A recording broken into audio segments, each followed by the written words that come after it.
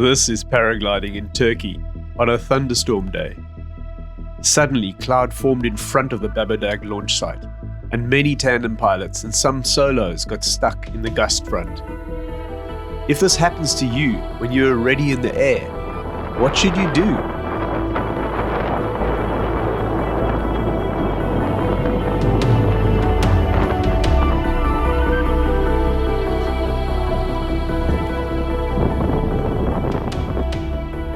First, look at your compass to hold your heading.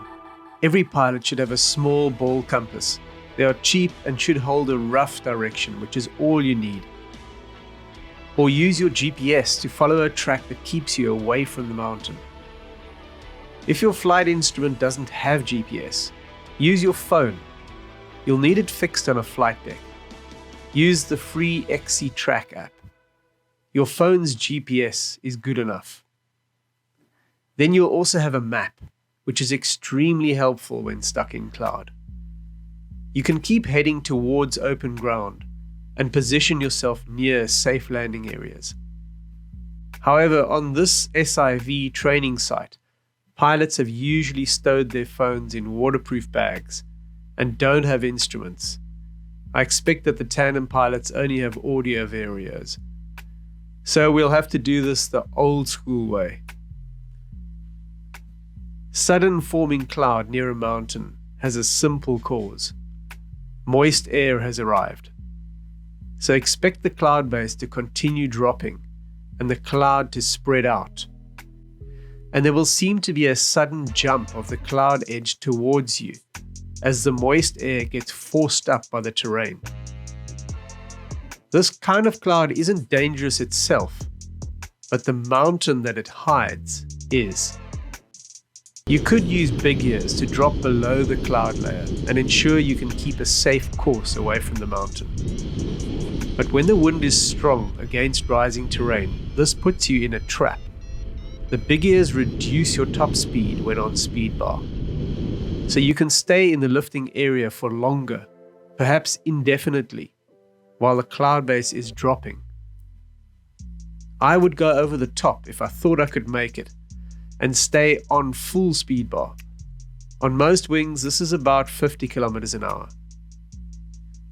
If I had forward movement, I would push out to sea, so that if the wind was stronger at lower levels, I could be pushed back and still land on the beach, or even the sea, instead of the buildings.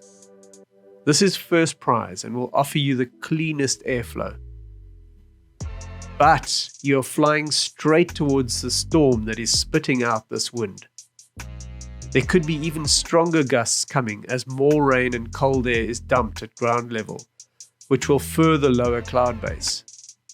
If my forward movement was close to zero, I'm going to run before the cloud reaches me. The worst thing you can do is to try and fight the wind and lose altitude with big ears while drifting back closer to terrain.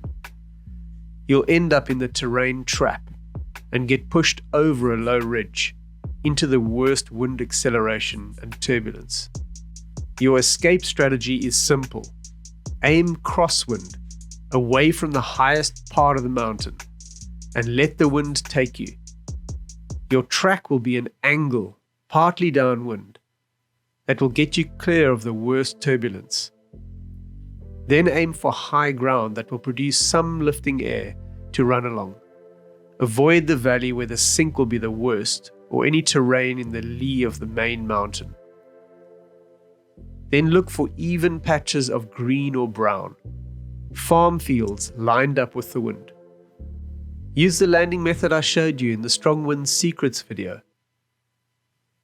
The best solution for this situation is don't fly when there are clouds dumping rain nearby, especially in the mountains, especially upwind of your position.